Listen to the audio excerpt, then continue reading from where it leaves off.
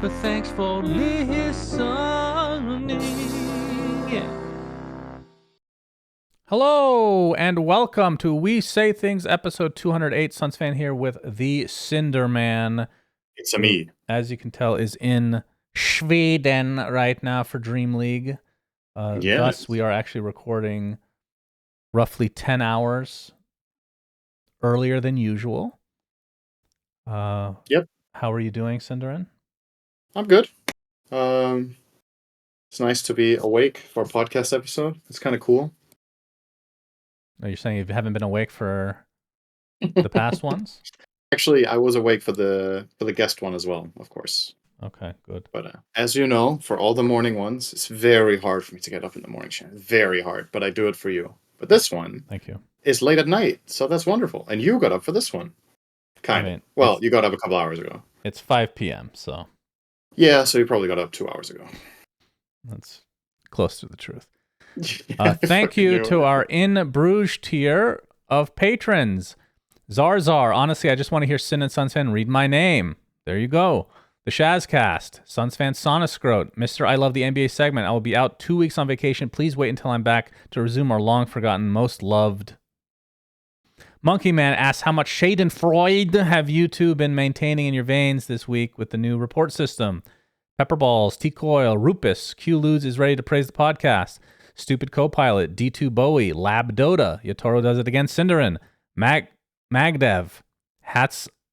You know what? I think I might be reading an old list. One moment. Okay. Yep. Yeah. Well, sorry about that. Is 8 days old, so. Yeah. 1 second. All okay. Right. Well, you're gonna double shout outs. Look at that. Yeah, we're gonna. See, this is what's so cool about our podcast. Now, other people would just redo the episode and start over. No. Fuck that. But we're just going to read them again because, So thank you to our In Bruges tier of patrons. You guys are the best. Thank you to HBD Mickle the Pickle. You should play more Dotes with your buds. Zarzar, I only play Dota for Nyx Assassin. The Shazcast, Sunsfan Sonoscrote. That one's the same. Mr. I Love the NBA segment. There's literally nothing going on in the NBA. I'm sad. Yeah, it's all like just trade rumors and... it's the same trade rumors. Nothing's actually happened. Monkey Man asks, first time in Seattle for TI, am I going to have time to see the sites? If so, what should I do? Well, it depends on how long you're there, but if you're there for 2 segments, then that means you're there for at least a week and a little bit extra.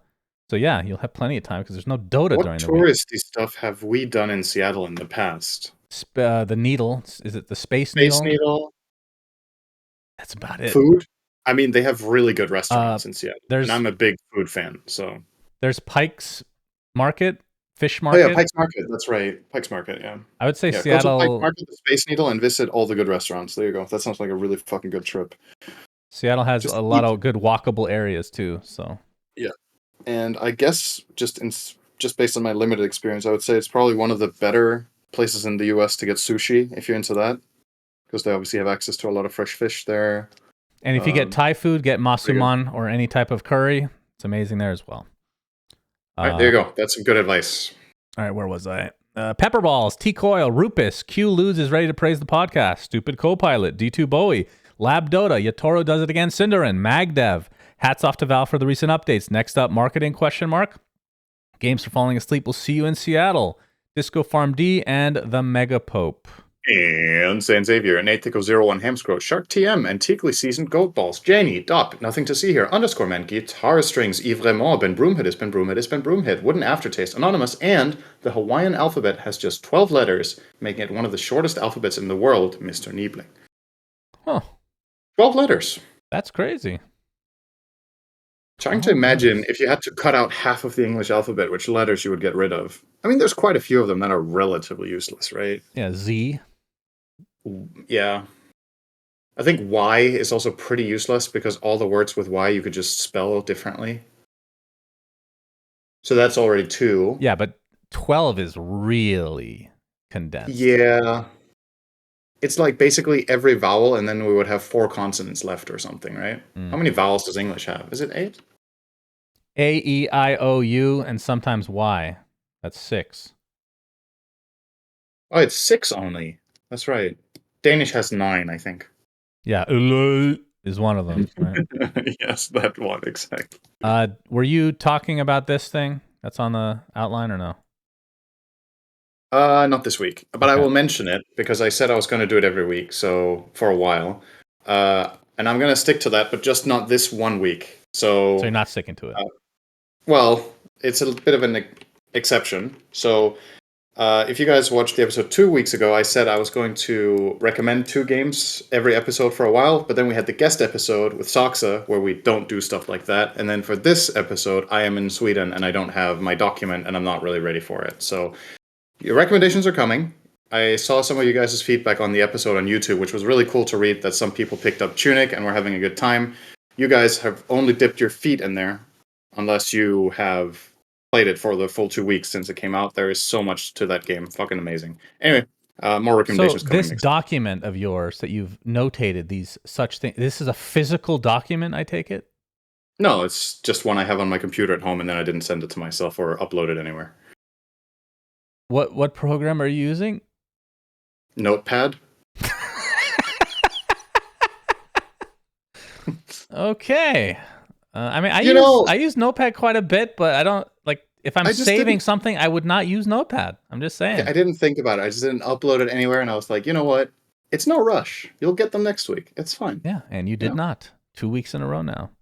Well, last week you weren't supposed to get it, so I should have asked you for them at the beginning of the episode. All right, how about this, Shannon? Let me just say this.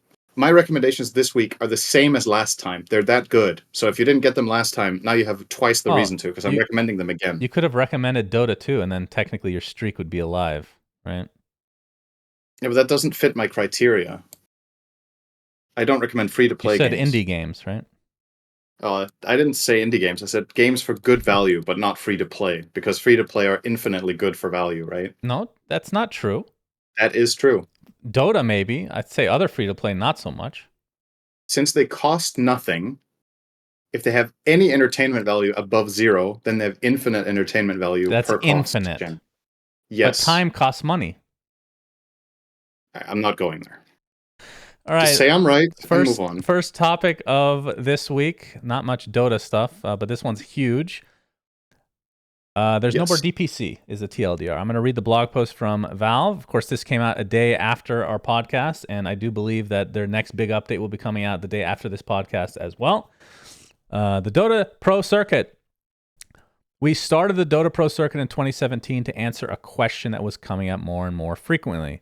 How do you earn an invite to the International? Up until then, invitations were driven by a handful of regional qualifiers and golden ticket invites from Valve. Distribution of these invitations created an exciting moment every year for fans, but it was hard for pro players and their fans to know the exact path to the International. Understanding that every invitation system has trade-offs, we set out to create a system with more clarity and transparency.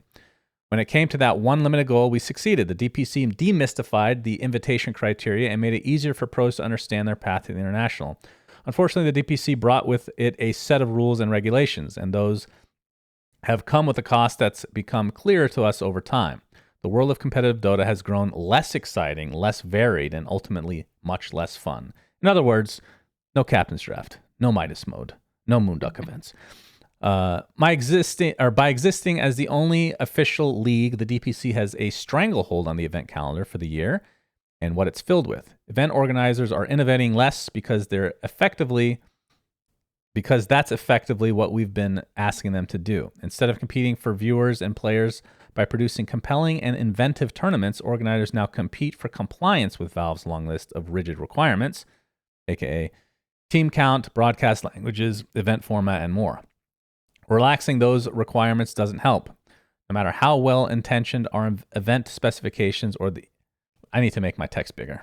Let me zoom in. I can read the rest. It's fine. Go ahead. Thank you. No matter how well-intentioned our event specifications or the actions of the event organizers in meeting them, it distracts from what the goals of these events used to be, showcasing Dota in the most entertaining way possible, enticing players to participate and the audience to watch. The best world is the one where event organizers aren't competing for our attention, but for yours. Before we introduced these constraints, the world of competitive Dota was healthier, more robust, and more varied than the one we have now. Events used to be less rote and more creative, and there was more room in the calendar for them.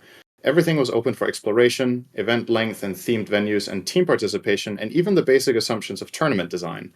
There's a beautiful, unregulated insanity to it all. Casual house parties and oyster prize pools coexisted alongside the Dota Asia Championships and one-off invitationals. It would be too simplistic to say that the slow drift of the Dota competitive scene away from this focus on fun and creativity towards the sterile, near monoculture of today is entirely the fault of the DPC, but the DPC has generated significant pressure and incentives that led us here. The Dota community has decades of grassroots experience coming up with innovative and entertaining events, and right now the DPC is getting in the way. With that in mind, we're ending the Dota Pro Circuit 2023 will be the final DPC season. Competitive Dota predates the DPC by many years and will continue long after. The International will continue as well. We're already working on the International 2024, and next year we'll be talking more about how invitations to that event will work. But for now, we're going to return our focus to this year's event, which, unbelievably, is only 4 short weeks away, which is now 3, roughly, because this is a week old. Okay. That was a long... We rarely read out that much text, Shannon. Yeah, well, this one is obviously very important. So I guess you've had a week. I mean, we've known about this for a long time, of course, but you've had a week to officially process this. What are your thoughts? So I think the easiest way of thinking about this is just flat out pros and cons, right? So they're listing all the pros, right? Because obviously this is a post that is meant to outline for them what the good things about this change is. And they didn't really list any of the cons, and I think the cons are uncertain. And actually, that's also one of the cons, is uncertainty in itself. So effectively what's happening now is when this season is over, we're going back to the state of Dota that we had in 2016. However, the landscape back then was very different. There was a lot of tournaments, like Valve were pointing out, but some of the major tournament organizers from back then might not want to run events again. Like, if we're relying on, let's say, BTS, for example, are they going to run stuff? They stopped doing Dota entirely. And maybe if this happened 3 years ago, they would have continued to run Dota, but at this point, who knows if they're going to run any events. So then if they don't, maybe you don't get those like House or Home Story Cup type tournaments for Dota. Then you had Starladder that used to run a shitload of tournaments back then. Obviously, with the whole situation in Ukraine, things are not looking very great for a lot of the employees of Starladder and everything there, because a lot of those events were hosted in Kiev, and that is absolutely not happening right now. Who knows next year? Hopefully things get better, but we can only guess how long this war is going to go on. Dota Pit used to run tournaments. I don't know what they're doing. Are they going to run stuff? Who knows? And then you had something like WePlay, but I'm not going to use them as the primary example because they did not run Dota in 2016. They started later. But essentially, they also stopped running stuff when the DPC took over more, right? So when they didn't get a DPC region, yes. And they never got an event for the DPC. They only ran their own stuff. Well, they got a major. The Kiev right. Major. They got a major, but no DPC season. So now the question is, who's going to pick up the slack, right? We know for a fact ESL is going to run their entire circuit because they've announced that. They're going to run their own stuff. So there's obviously going to be a lot of that. But who else? Who's going to step up to the plate? If you want that variety that Valve are hoping for, we need people to run tournaments. We need someone who's eager to do it. We need to have good enough enticing reasons for the players to play if you want good teams. And that also begs a secondary question, which the DPC helped with a lot. What happens with the Tier 2 scene now? Because if these tournament organizers are competing for the viewers' attention, we know what the viewers want to watch is Tier 1, right? Those events have way more viewership. How do you get a sustainable, growing Tier 2 scene if there's no system in place and no reason for tournament organizers to include them? Yeah, BTS used to run a lot of tournaments for the Tier 2 scene, right? That was a very common thing for them. Moonduck did not. We always used Tier 1, just to give you an idea of what people used to do. I would say, like, the blog posts, I'm trying to look at it, like, objectively, without just my personal bias, but it encompasses what Valve has been doing for the last 6 months, which, you know, we should be expecting now. They're taking the gas off the pedal, but they're not saying that necessarily. Right. They're trying to wrap it in a more positive light, I guess, which obviously I'm a very negative person, as we know, but I think it is important to know the motivations behind things. Like, they don't have enough people to work on the game, or they don't want people working on this game as much as before. So obviously the DPC just wouldn't work. Like a lot of us saw this coming anyway. So this is their way of kind of wrapping it in a way that makes a little bit more sense. But that doesn't necessarily mean it's a bad thing, because I think 2016, that's when we were running our tournaments in Moonduck. Like, yes, those times were nice, I will admit. When the DPC came, it came with more structure, which I think one of the biggest thing that people were happy about is, hey, the tier 2 scene now is going to have something. And what have we been complaining about for the last few years is that nobody's getting paid enough anyway for that to have much impact regardless. But now if we're going back to the earlier era, then tier 2 scene is going to have even less to work with now. But like you said, I'm just going to echo some of the stuff you said because I completely agree. I think a lot of these tournament organizers have been, what's the right way to put it, scared away from Dota. And I think it's safe to say most of them, I'm not saying all, most of them will probably not come back. Game's over 10 years old. Like, they're doing other things now. Doesn't mean BTS might not come back. I have no idea. We play. Maybe they have a sour taste in their mouth. I mean, both of them are working on things with like big streamers, stuff that's bigger than Dota anyway. So who knows if they want to do stuff like that. ESL is like the one constant, of course, in all They this. are going to be, without a doubt, the absolute juggernaut of the year. Even if other tournament organizers are going to step up to the plate, they're not going to run as many events as ESL are, right? They have this whole circuit planned out. They have the experience. They have the know-how. They have the full setup. They have, good relationships with a lot of talent that they can draw from, so they can get good quality in that regard. But that also is kind of important in this whole discussion, right? Because if what you're hoping for is for people to compete for the audience's attention, it's not really strictly good for the scene if ESL doesn't have any competition, right? Like, if they're the only organizer that can throw great events and make people watch and love it and, want to support Dota from an esports perspective, we need others to step up to the plate. And that's just my biggest question mark, is who's going to do it, right? Now, what I really, really, really, really, really hope Valve are going to do, and I think neither of us thinks they're going to do it, but if they do, it'll be fucking amazing, is to do what we ran Captain's Draft 2.0 on, which is crowdfunding in the game itself. Because that opens the door to tons of people to run and organize tournaments. So to give you guys an idea, obviously many of you guys listening or watching weren't around in Dota at the time, but in 2016 we ran a Captain's Draft tournament, Captain's Draft 2.0. I think it was 2016, right? Something like that. Yeah, 15 or 16, whatever. And at the time, you could run tournaments and bundle items with the tournament ticket in Dota. Back then, people were buying tickets to get the rights to watch Dota TV for tournaments. It was effectively a way for tournament organizers to make revenue because people were it was pay to watch, essentially, in Dota TV. Now, you were allowed to bundle your ticket with items. So our tournament, for example, we had a really cool fucking Juggernaut set that we had some of the best artists in the Dota business make, called Balance of the Blade Keeper.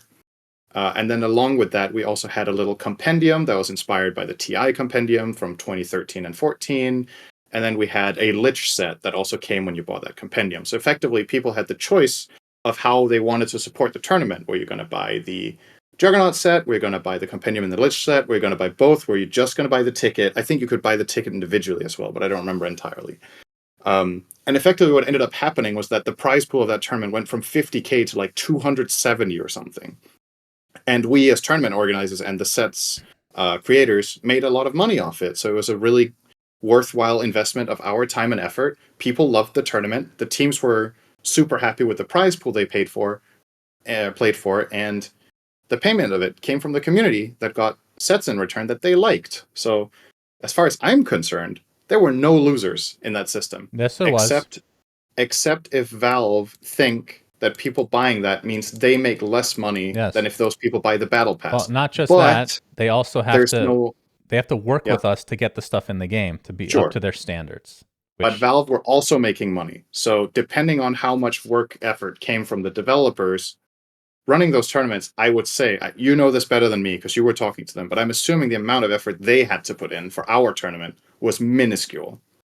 So it's hard to remember because at this time, like, there was constant innovations within like the workshop. Like, I've talked about the stuff that I've worked on in the past, and this is one of them where, remember, this is one of the big projects that Buka first worked on with us. where Right. he designed the compendium, and nobody had done that before, or at least not to that extent. So we're just like taking things to the next level, which perhaps needed Valve to actually put stuff in the game to be able to, take advantage of this stuff. But then again, like let's say it's a bit of a time investment. Then the system is in place and it can be reused. We would have probably done something similar again if they only would have let us. But to my knowledge, maybe our tournament or one or two following tournaments ran by others were the last ones that had this monetization. We weren't the first ones who did this. We jumped on in the, I want to say, the latter portion We of were when the this was most actually a thing. successful at But we doing were it. the most successful because, we made a good product. We I were think also one of the first ones. everything was just. Because if you remember, Captain's Draft 1, we had a courier, Mhm. and it was bundled with the Yeah. ticket. So there was something that we had. And then by the time we were ready for the second one, which I think was less than a year later, they had stuff in the game for us to be able to expand upon it. And then that exploded. So obviously, to wrap things back around with this, to where I was coming from, if this if this gets put into place, this will help a lot for tournament organizers with running their stuff and getting the money for it, because the fans, in our experience, don't mind dropping some money on a good product if they get something in return. And I don't think most fans will want to pay to watch because they're watching on Twitch, and the tournament organizers kind of have to run it on Twitch because in order to get a good deal with the sponsors of the tournament, they need to have a way of reaching an audience. So if you're literally only putting in Dota TV, nobody's going to watch. So the watching part will be free, but you could still bundle the tournament with some goodies that makes you advertise in the tournament itself. Hey guys, buy this shit that we put in the game. It's really cool. You support the tournament and you boost the prize pool. And we just have the proof of concept that it worked, right? And there's no reason why it wouldn't now. Obviously, if people buy that, they spend less on other stuff in Dota. But the reason I'm slightly hopeful that this could happen is that Valve already seems to be stepping a little bit away from that whole thing, right? Because they've said they're not going to make a battle pass anymore in the same way. So I sweet don't know summer if Valve. child, sweet boy, sweet naive Now, young no. man. Okay, but now the question is, how are they going to monetize it instead then? If they are hoping to have people spend the same amount of money, but they're not going to put the same level of product in the game for people to spend it on, do they expect people to spend the same? Or is their perspective that it's not worth the dev hours for what we make in return because other stuff we work on we assess to be more valuable? If that's the case, then effectively they have no reason to not, let other people put stuff in the game and make them money if they're not making stuff. And who knows? They've made a couple of chests. Maybe they're going to keep making chests, and maybe that is too important to let third parties run it. But I'm hopeful that they will consider it at the very least. If they don't, I think the tier 2 scene at large will be dependent on qualifiers. So what the DPC brought with it with Div 2 was a way for up-and-coming teams to prove themselves and get into Div 1. And then some of them, players got drafted into better teams and they got to have their time in the sun. And you had some teams over time develop and become true Tier 1 contestants, such as CEST esports right now is a perfect example of that, of a team that came from Div 2 and just built up, right? If they don't get the option to show what they can do, those teams won't exist in the tournament system in general. So the tournaments have to have some sort of qualifier structure where tier 2 teams get their shot. And I don't think that inherently is worse than the DPC necessarily, because the money you made in Div 2 and DPC wasn't particularly important, I would say. It was more about going to Div 1 and, getting access to where the money is. And I think they can still get that if the tournaments hosted by these organizers have qualifiers. But unless Valve put rules in place that enforce that tournaments need to have qualifiers, the organizers can just invite whoever they want. And who do they want? They want the tier 1 teams because that's what people want to watch, right? So that's going to be the tricky part, is integrating tier 2 in a way that doesn't effectively kill the tier 2 scene, right? Because that's not desirable in the long run, right?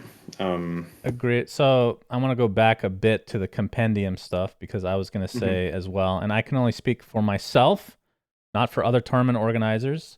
It's funny because there's probably a lot of people that watch this podcast that don't even remember that we did tournaments in the past. We did a lot of tournaments, and it was a lot of fun.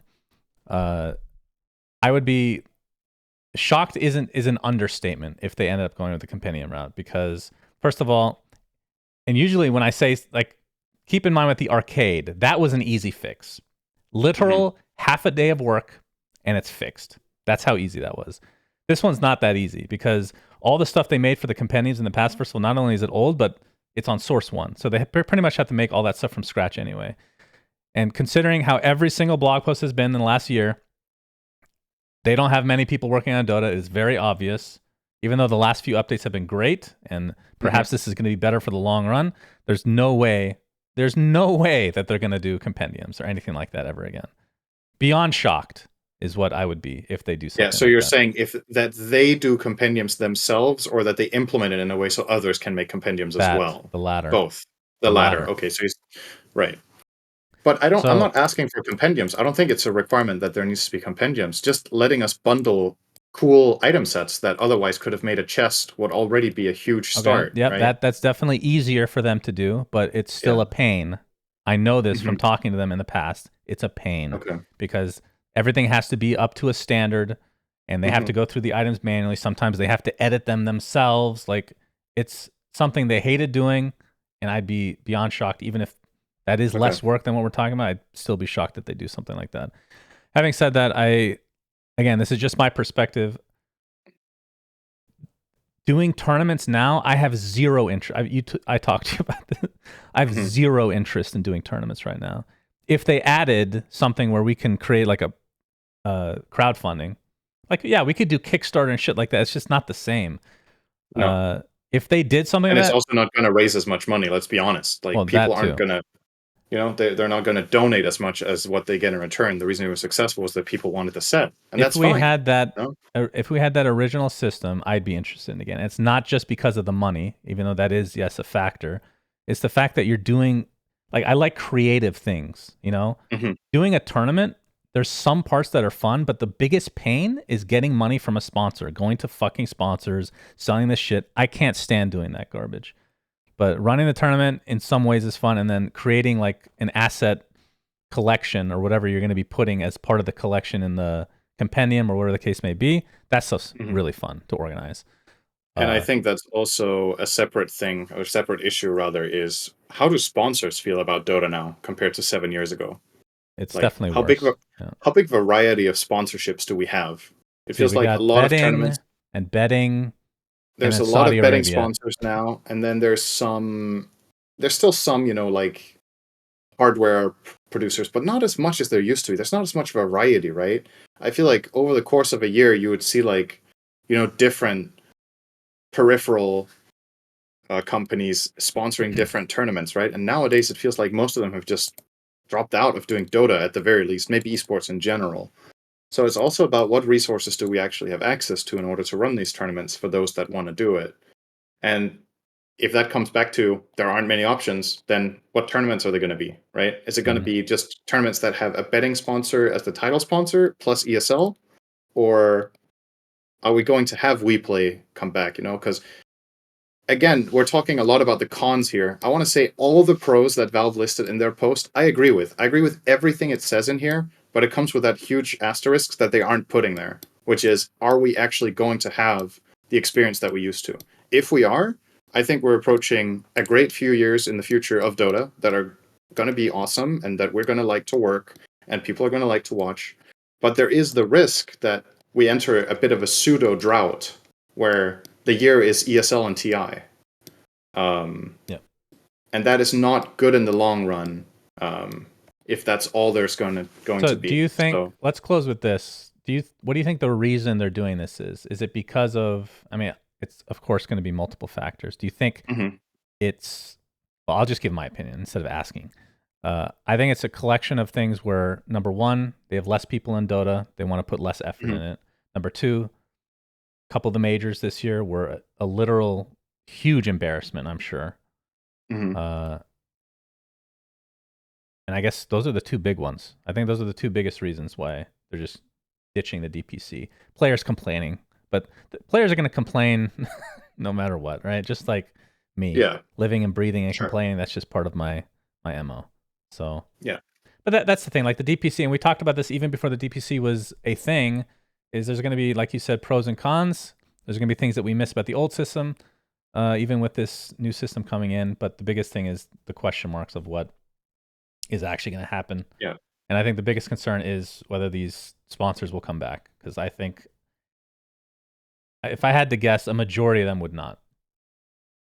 I think the coming year is going to be deciding for the next like 5 years of Dota. The next year is going to determine what type of game we're dealing with, and that's a bit scary, to be honest. Right? Like, I like to have a positive outlook. I know you like to have a negative outlook. I hope I hope I'm right, obviously, but I hope you don't end up being fully right here, I and hope you're that always right, syndereN. at the Always.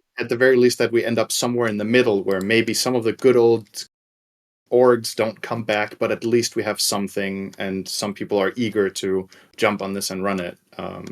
So there's nothing else to do but just wait and see, and obviously hope for the best. To answer your question about what I think the motivation is behind this, I think Valve are actually. I think first of all, I think they're being genuine in this post. I think what they're writing, I believe it. And then on top of that, the things you said, probably fewer people working on the game, certain secondary things about it. I agree. I think those are the main factors. And you know how Valve roll, right? They love to test, reiterate again, and then go from there. And as with some of the games they've never published, sometimes they will iterate on them 3 times and then scrap them if they don't like what the end result is. And this system, they've run it, they've tweaked it, maybe not as much as especially pros would have probably liked. I think there's 1 or 2 iterations of the system that we never got to see. But I think they've just reached a point where they're like, okay, this is just not the right thing for Dota. We tried what we wanted to do, we didn't like it, do something else.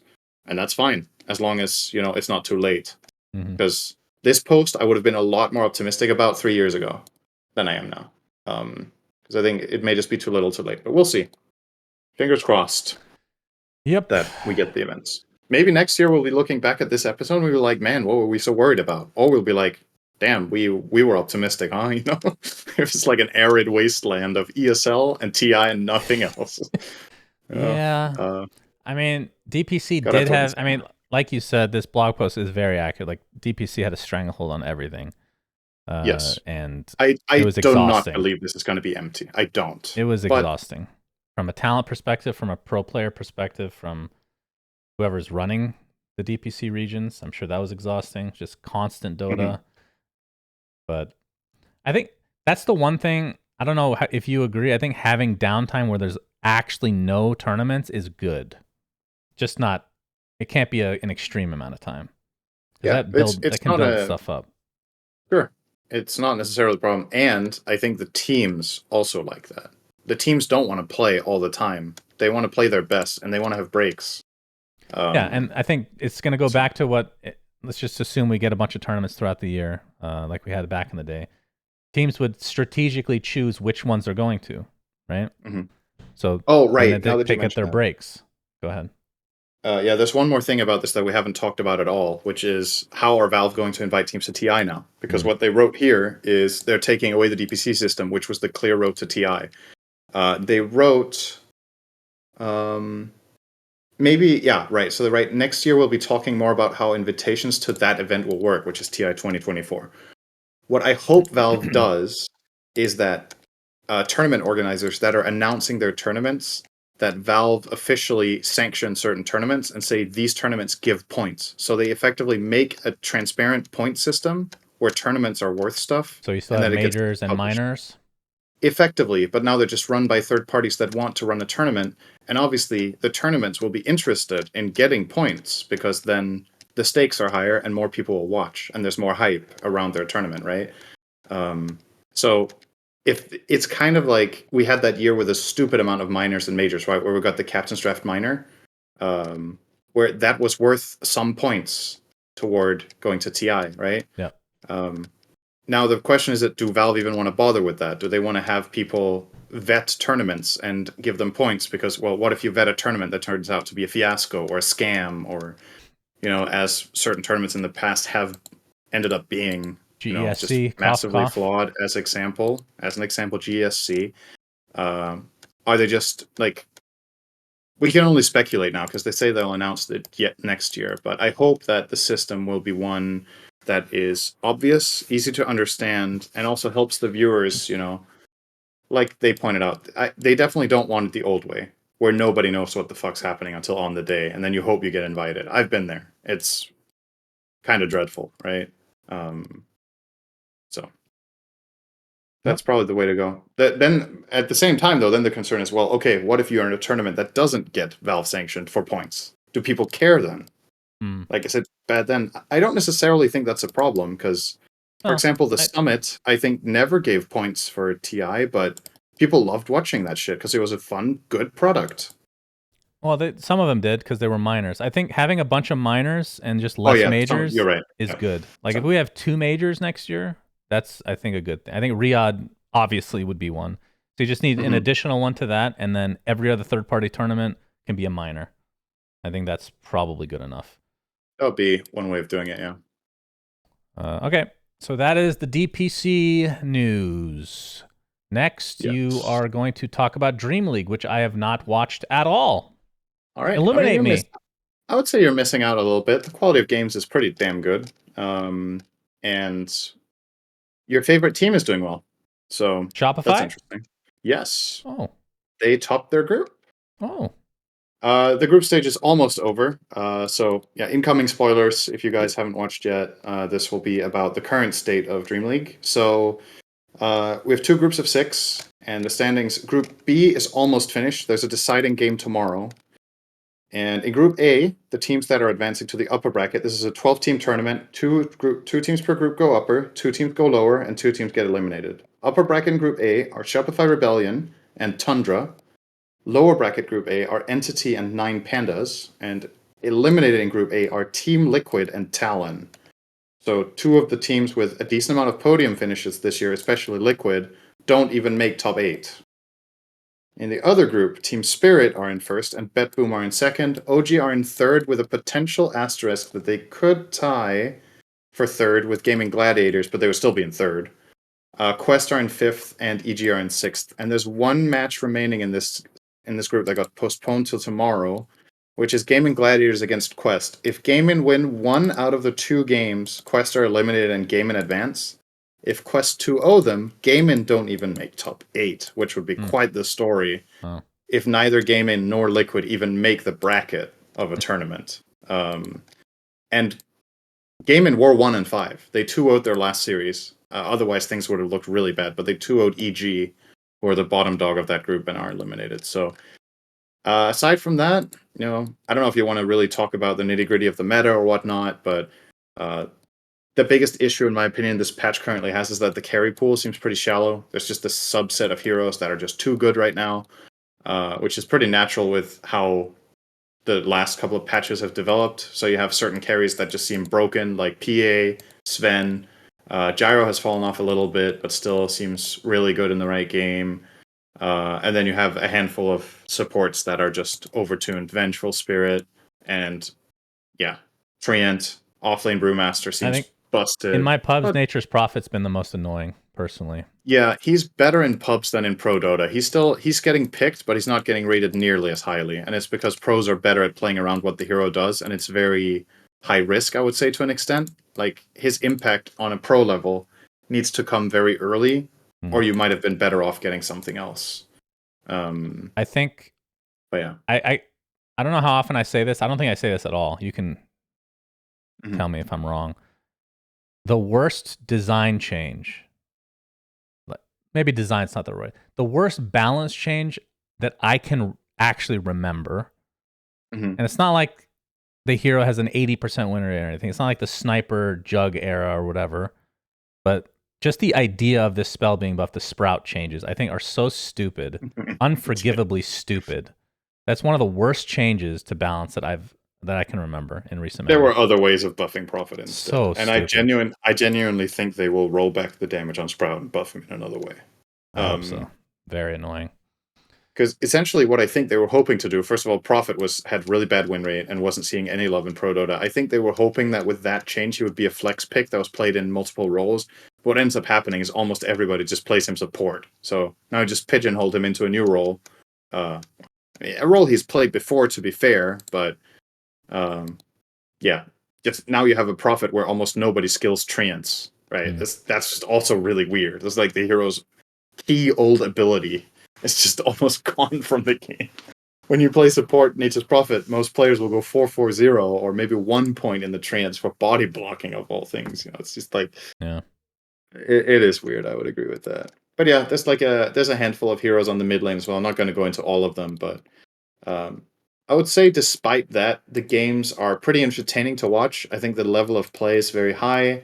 And if nothing else gets your interest in this tournament, then it looks like there might be some new big dogs, which is very refreshing.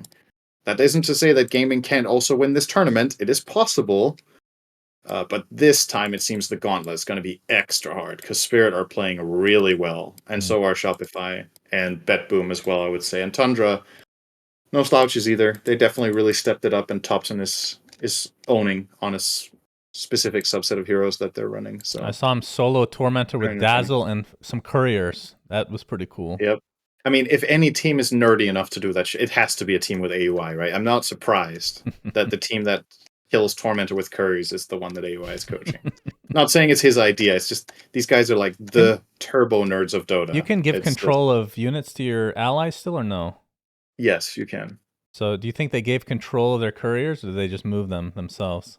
I think they probably just moved them themselves. It's one click, right? You just need to move them close to the Tormentor one time. So, I mean, that's easier than getting your team to get close to the fucking Tormentor. That's what I've learned. My God, it's absolutely. like pulling teeth to get people to do that shit. I bet in that game, Thompson's like, let's do the Tormentor, and the guys are like, can't be bothered. All right, just give me your couriers. Yeah. Oh, okay. I like free gold. Yeah. But yeah, it's pretty entertaining, and it looks to be an exciting playoff stage where anything can happen. And despite being a short tournament of only a week, they're still playing for $1 million. So, yep. And it is going to be the last tier 1 tournament before TI. So this is your last power ranking you will have. So that wraps up the Dota 2 section. Although, I mean, technically we have a Battle Pass replacement update coming out soon. I think they said late September. Am I wrong? Is that right? That sounds right. So it's either in the next 2 days or it's next week. Which, by our track record, it will be about an hour after we upload the podcast. I think they actually wait for us because I'm so negative. It'd be really funny if we tried to game the system by recording the episode the day before and then they just release it right after that anyway. Yeah, we actually have some control over when these updates come out, so looking forward to see what the Battle Pass replacement update will be. We're gonna fuck Valve up. We're just gonna skip an episode and they have to wait a week to push their update. Yeah, to make sure it's not late September. Like an arms race, you know? All right. CS2 news. They've been updating the game pretty much daily until a few days ago, and now they have a tweet from today that says, "What are you doing next Wednesday?" And apparently apparently they made a tweet similar to this with some big update years ago. I can't remember what that was for. Maybe it was the free to play, something like that. So it sounds like CS2 will be out for everyone next week, which is exciting, but also some people are, and I think that technically based on their timeline, which is the end of summer, it's actually, I think, past that point, is what I've been told, by a few days. So they're a few days late. That's very Valve, though. Which, if it's a few days, that's fine. Summer officially ends in 2 days. It ends on Saturday. Okay. So, but it is concerning because there's a lot of stuff that still needs to be done for the game. So the question is, will it be the exact same build, pretty much, give or take, that we've been playing already? Or have they been holding back a bunch of stuff? Like, you couldn't open chests and stuff like that. Obviously, that's going to be a part of it right away. I'm not even questioning that. But things like tick rate, people have been complaining about how it feels sometimes. They've been going back and forth, making changes here and there. Hopefully that improves. I think another huge one is anti-cheat has been not good at all, like really bad, to the point where people that have been in the past shitting on Valorant and Riot for having kernel access with their anti-cheat, they're begging Valve to do the same now, which apparently I learned that Faceit and all these other programs already have that. They do that as well. Do you think Valve would do that? Do you think that goes against some sort of ideology they have? Or do you think they would cave into that? I don't see why they wouldn't.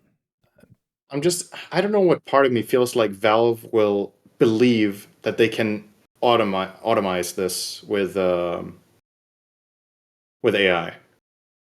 What do you mean that? I think In what that's the way? concern. Automate, sorry. I think that's the concern that some people have is that I mean, obviously, it's very clear in multiple games, including Dota, right? Valve they're training algorithms to determine certain things, and I think maybe they are. By all means, I really hope they are doing this, but I just don't know if it's enough for the time being. But hoping to train algorithms to be able to detect cheating very quickly and just ban people. But the thing about that is, it's always an arms race, right? Because then the cheats figure out how do Valve's algorithms learn and blah blah blah, and then it becomes dynamic. And I think the reason they want an algorithm to do it is that in the past, the whole way you hunt cheaters is you figure out what the cheats do, then you counter that aspect of the cheat. You go ban people, a shitload of people in a wave, and the reason they ban them in a wave is to try to cloak what it was they actually figured out. So it's harder for the cheat developers to surpass that boundary. Um, and maybe the hope is that you could train an algorithm to figure out what the next step is that people are doing to cheat as it's coming out and just, sort it out. Well, I don't care Which I what think they is, do. It just needs to be good. Like, this is what I'm right. worried about. Because right now, and I'm not saying I'm a competitive CS player, but in CSGO, I did not play matchmaking. I did not play it at all because there's 64 tick servers, first of all. That's the worst part about it. And then if I wanted to play 128 tick, I needed to use Faceit, which a lot of the competitive players would use over the regular matchmaking, even if it was 128 tick, because the servers are better as well, not just 120 tick, but the server, like the actual hardware that you're on is better. And number two, you get a bunch of extra stuff. Like you get internal stats that you can look at. You get the pick ban system, which they've now implemented into CS2 as part of the Premier thing. You get skins sometimes, I think. So the question is, will they put in enough to incentivize people to use this over the likes of Faceit? Do they even want to do that? Because I think segregating the community in a way like that it sucks. Because the way that Riot does, I'm not saying they do everything perfectly, but this is one thing they did well, is they're not, and this goes against Valve's MO in general, is they don't allow like third-party stuff in a lot of cases, right? Like the Faceits of the world. But because of that, you have like this internal ranking system, leaderboard in the game that actually means something, right? Yeah, because everyone's on it. Because everyone is on it. All the pros are on it. You're going to see Simple towards the top of the list, whatever. Like, I think that's cool. And it would be unfortunate if they kind of half-ass it where they put in some of the features, but still Faceit's going to be predominantly the better option. So worried about the anti-cheat because it's really bad right now. They haven't indicated anything that they're doing with that.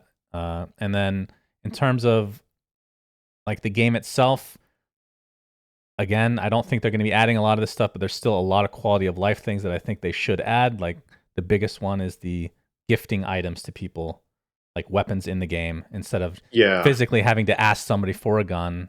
It's just in the UI, which is definitely possible now. It's in Source 2. They redesigned the buy system anyway. It just feels weird that they didn't implement that portion of it. That would make things a lot easier for a lot of people. So those are my main concerns.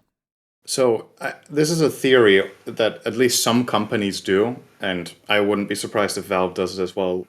Do you think there's a good reason to not... I think we talked about this before. Is there a good reason to not put that in the game yet so that you can put it in a patch later and, the game is improving, right? So that fans are excited that new content is coming out instead of dropping all the good shit in the launch and then struggling to come up with things that fans are going to celebrate.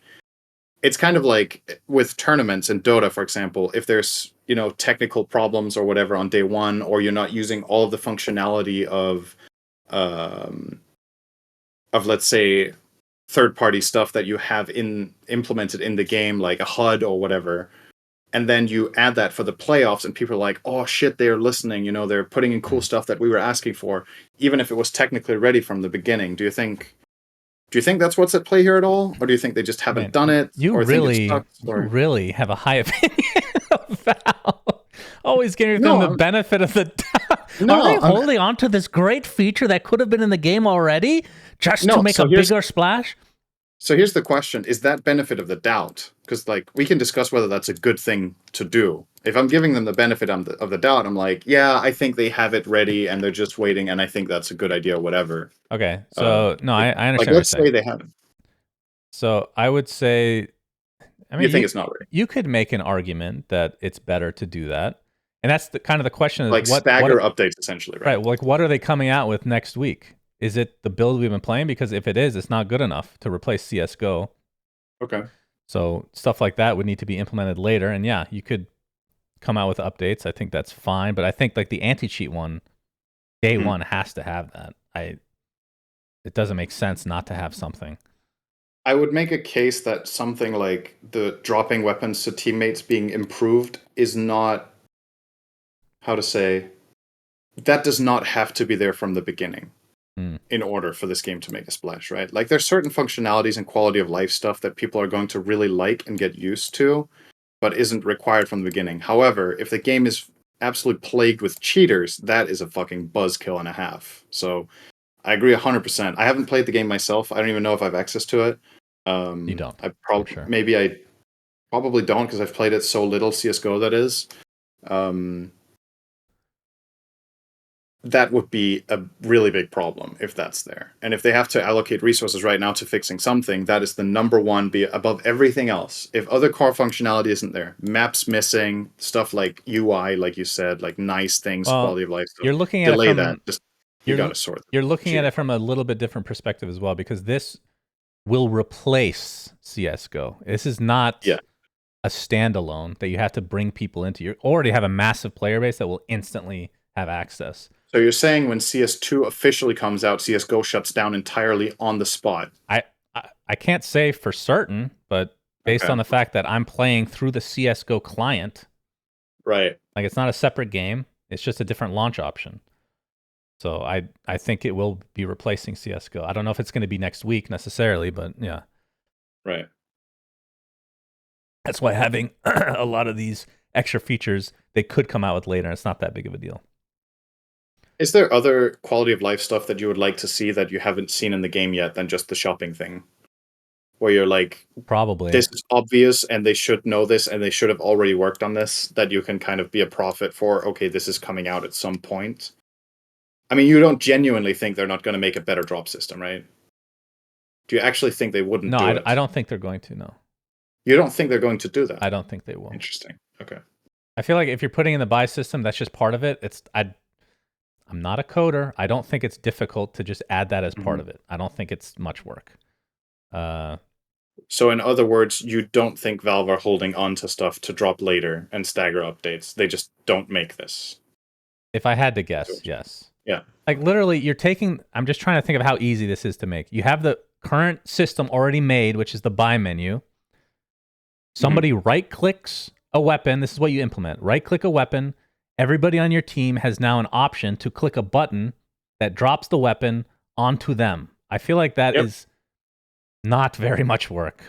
I know exactly what you mean, and I agree that it cannot be very complicated. But again, I mean, it's just what I said, and maybe maybe this is a stretch, that they want to change things in portions so it isn't too much at once that gets revamped. Because CS is I think it's fair to say the CS community in general is exceptionally resistant to change, right? Yeah, I would say that's a pretty fair statement, right? So when CS2 comes out, I think people are excited for specific things, but if it feels like Valve is changing up too much, people are going to be like, this is not my Counter-Strike, you know? So maybe there's a little bit of an element to that where they're holding on to stuff that they think people are going to like, but they're not going to innovate all the stuff at once, because then people will feel like it's not Counter-Strike anymore. And if you space it out, people get used to the new CS with the new features, and then in a half year's time, you had a couple of extra features. Then people were like, oh, okay, that's kind of cool. If anyone is a proponent of that, it's you, because you have seen Dota's changes in the last 5 years. Yeah. And you have got so much shit in the game that you wanted that people were resistant to. Yeah. If all of that had happened at once, people would have been outraged, right? Well, but they would have been outraged for 2 days, and then they would have loved it once they gave it a chance. If there's one time you don't want people to be outraged, it's for the launch of your game, right? That's the one time you really don't want to overwhelm people. The other, I can't think of, I'm sure there's other quality of life stuff. There's just a bunch of, I would call them bugs or balance stuff that need to be fixed. So like collision, like when you're running next to teammates, it like warps you. It feels awful just to be it just sounds like a bug, right? That's a bug. And then SMGs and shotguns are way too good. which I don't mind SMGs getting a buff from what they were previously, but like I heard people are buying shotguns over ops. yeah, like that sounds pretty fucked up. Auto shotty from like mid range, they can kill people long range with it almost. Like it's ridiculous how good this gun is. And then a lot of the SMGs are overtuned, but like the revolver launch all over again, huh? I heard about that one. I never actually used the revolver back in the day. I just remember when I didn't play. I just remember reading some of the stuff about it. Like the revolver was just super busted when it came out. All right, so that comes out next week. And the last topic of this week's episode is Unity. We didn't get to talk about this last week, so I'm going to give a TLDR, and I'm not saying that I know every single detail about this. I'll kind of give this. So there's different engines that companies can use to make games, right?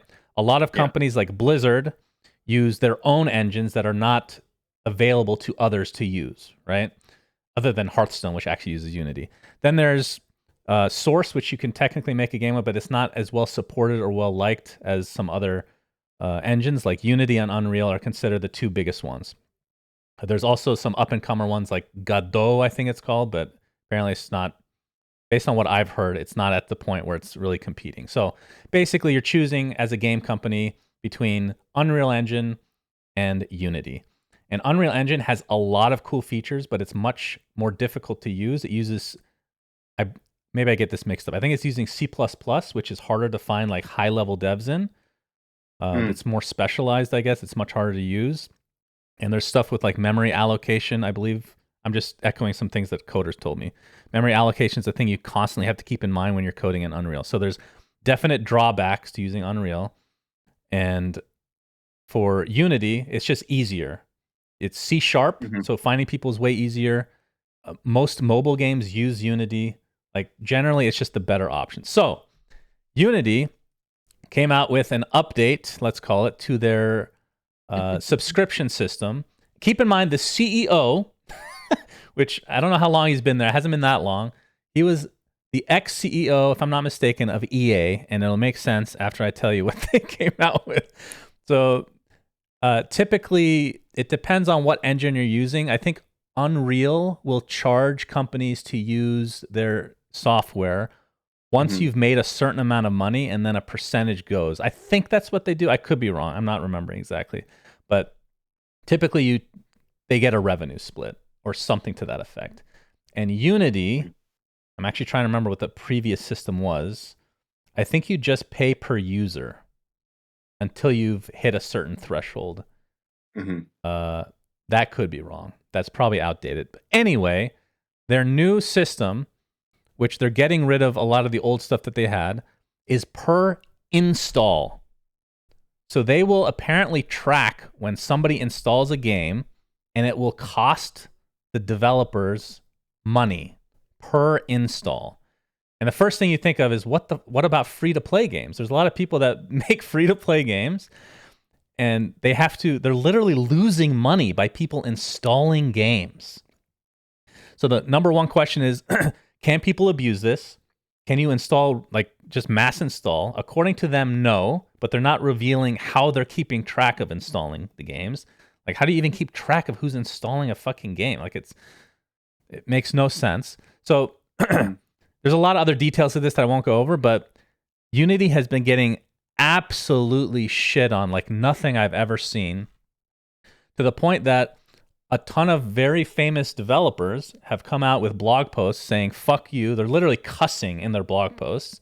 Certain devs that have literally never posted anything. Who's the one? Was it Slay the Spire? That I think they ended their blog post with, this is literally the only announcement we've ever made. That's how big you fucked up. Something to that effect.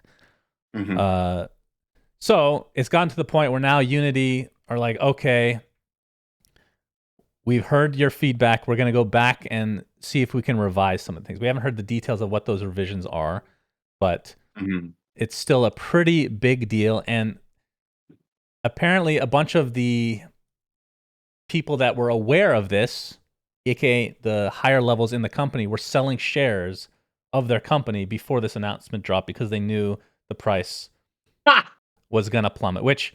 God, I love people. Your first reaction is that insider trading? And apparently it's not insider trading unless they tell other people that it's happening. If you do it yourself, apparently that's okay. Yeah. That's my understanding of it. So there's a lot of other stuff in addition to this. It's very, very convoluted, but the TLDR is it probably will get molded into something that's more digestible. So that begs the question: did they do this on purpose because they wanted to put in a system and they just make it so much worse than you expect that way when they roll some of it back, you're like, okay, I guess this is fine. Now we're talking. Now we're on the same wavelength. This is what I'm talking about with CS, right? It's like we have the better thing, but we're going to show a worse thing, so you're going to appreciate the other one more. You know, it's not the exact same thing, but you get it. Yeah. Dude, I was kind of in disbelief when I heard it. I was like, this is so fucking stupid, right? Because it's one thing. First of all, like you said, I don't know how you're going to track installs, but let's assume they can do it, and then each user gets to install once at that cost, right? Does this just mean that, like, essentially it's just a fee on top of what's already there, right? Because they're not removing the other stuff, I'm assuming. This is just to make more money, right? That it's not coming instead of their current implementation, right? That you mentioned. I thought it was replacing it, but I could be wrong. So this would replace the one where they get paid for. So this would literally be the only thing they make money with. Would just be installs and no other solution, or I mean, who knows? We don't know. I can't remember. Yeah. It's just, in order for the system to even make sense to begin with, in the slightest sense, it has to be fully trackable. Because if it's not, if somebody finds a loophole where they can install the game multiple times and have it bill, you could literally fuck companies over that are making games by just spam installing a game, you know? And you might be like, who the fuck would do that? There will always be someone that will do something like that if it's If possible. we learn anything from Ability Arena, yes, there are people like that exist. Absolutely. Yes, there are people that are just have whatever motivations they have, and obviously I don't know if it's worse or better, but competitors could want to do it, right? You could literally hire people to spam install the game just to fuck them over, right? Or it's kind of like a different version of DDoSing the servers of a competing game so that your game gets more players, you know? So it obviously has to be fully trackable, but I think in the initial announcement, people were questioning even that, right? Like, how are you going to track that people... Is it only one install? Like, what if I, as a person, is the cap one, or is the cap more than one? Because if the cap is more than one, then all of a sudden you run into those problems, right? Well, what if people have installing issues? Then they have to pay more. The developers do, right? So it's one of the things, so they've been kind of answering some of these questions apparently on the Unity forums, and that one was answered that it is one per person. But at the same time, it's like, what's stopping somebody from having a ton of virtual machines? Yeah, how do you track? How are you track? I don't understand how you track. How are you making sure that people cannot bypass that limitation in some way? It needs to be so bulletproof, because if you fuck it up, right? This is the scary part. If you fuck it up, game devs could go out of business because of this, because of some random fucking loophole, and then it's too late, right? Sure, maybe you can roll back it, but if the payments have already gone through and you weren't aware that the shit was going on, and you know, not every studio can just afford to just lose 50 grand out of nowhere, you know? So, but the funny thing on top of all of this is the question is, how does this affect console games? And one of the official Unity reps was saying that Microsoft and Sony would be paying Unity then in that case. And I don't know if they've made an official announcement, but most people's reaction is like, you think Sony and Microsoft are going to be okay with that? There's no fucking way that out of nowhere they're going to start paying money for each install. There's no way. Good luck dealing with their lawyers, I guess. And then, even though this is maybe something I should have mentioned at the beginning, but another reason that people hate this guy that's the CEO of Unity now, the ex-EA guy, is apparently he has a quote, an actual quote, I don't know what the context is, where he literally says, I quote, "Software developers are fucking idiots." Nice. So people really like this guy. We want that guy in Unity as CEO. That's great. That's really the market we're targeting here. Yeah. Okay. My final question about this is, why the fuck do that? If you want to make more money, which is an honest thing, like let's say this company, you know, they want to grow, whatever, and they feel like they're not making enough money with the thing that they have. Why this solution? Why not say, we're going to take a slightly higher cut or whatever? Like, if that's the thing. And so then my understanding then is the that people, Unity has been losing money. So they did need to make right, some sort of a change, which is fair understandable. enough. Yeah, okay. And this is what they chose to do, apparently. But do they think this is going to be more well received than just being like, okay, our company, we're starting to lose money. If this continues, we're going to run out of business. In order to keep our company afloat, we need to raise the percentage from whatever it is to whatever it is times point whatever. How many times have we seen in esports, forget about Unity and the video game space, just esports, how many times have we seen a CEO or a higher up from another industry come in, think they have an idea of what the fuck esports is, and then fuck it up horribly? They have no pulse of the situation. They have no awareness at all. Mm-hmm. This is that, again, it's happened fucking seemingly infinite amount of times already. I think it's just another example of complete incompetence with the space and not being aware at all. And are you? So what you're implying is the CEO comes in, has this idea, and either he has yes men in the company that enable it to happen, or they're speaking against it, and the CEO just doesn't care. So apparently, and pushes it through. A bunch of people that work in Unity have come out after being fired recently and said that we were mega against it from the beginning. Right. We were still against it, and we got fired. I see. They implied that it was because they were against it, which probably is true. Yeah. Oh, so well, that's not only are they losing devs now on Unity, but they're losing employees in Unity, but they're also losing devs. A bunch of companies have said if this isn't changed, they will be switching to another engine. I'm trying to remember which one. Some of the games were pretty big. Like one of them was already working on a sequel to one of their big games that they are just going to scrap and just totally like switching engines is not easy. You have to literally start from scratch for the most part. And the people that are working in your game, they have to learn a new language depending on what engine you go to, right? Like wait, hang on. What's Hollow Knight run on? Shit, this is actually important, John. So this has helped that up and coming company that I talked about, Godot, I think it's called. They've gotten a lot of increase of traffic now because of that. I'm sure Unreal is the same. What engine's it on, syndereN? Hollow Knight is on Unity, Shannon. I'm looking forward to Hollow Knight Silksong so much this year. It's the game I'm anticipating and most excited for. It's either coming out this year or maybe the next. Oh my god, if that gets scrapped or mega delayed or something, that would be such a fucking shame. Nikki's saying one of the Unity mobile competitors just released an AI thing to allow people to reformat their Unity games to their platform. Huh. Interesting. That would be cool. Yeah, we'll see. I mean, obviously, this kind of shitstorm you don't recover from without making changes. But I mean, what options do they have, right? So let's say they need money. This install thing is just not going to fly, even if it's 1 cent. It's just fucking stupid. So let's scrap that idea entirely. What ways can a company like that make money, aside from taking a cut on sales of the games that get developed on there, or take a flat fee for letting studios use their software? I mean, there's a million ways you can do it. I think charging everyone something small is fine, and then based on how much you make, you start giving a percentage. Which I feel like that's what they had before. But I'm really having trouble remembering. It's just then increase your rates. Then I don't know. What do you think? Which rate do you think is better to increase? Is it the flat one or the percentage one? Just you don't know the number, so maybe this is just a shit question, like you can't answer. But I would guess instinctively, what do you think people will be more resistant to? Oh, more resistant to? Probably the flat, because that would affect more people. Yeah, because if you raise the percentage, exactly. When you raise the percentage, it's already for successful games that are profitable, right? Yeah. So at that point, but I feel like that's also more.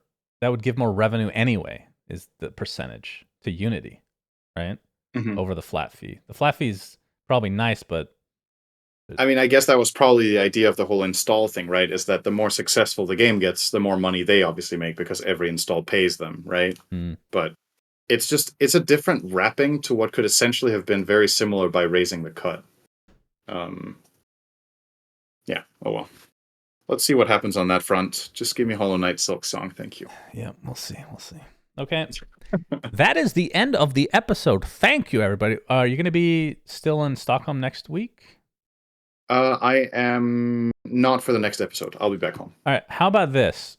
Let's just say tentatively that if the update is not out by next episode, that we delay until the update. Because it's probably like the next day. Because it said late September, right? So, Oh man, you actually want to do the arms race with Valve, huh? Yeah. Okay, I like this. I like this. So it's possible we just. Oh wait, we have to have an episode next week though because Manscaped is sponsoring. So worst case, it's on the 30th on Saturday. Okay, worst case. Sound good? All right. Let me just think. I do think I'm available, so that should be fine. All right, sounds good. Thanks for watching, All right. everybody. Until next time, Suns fan and Sinner signing out. Peace. Bye. We say things that don't Subscribe. mean anything, but thanks for listening. Yeah.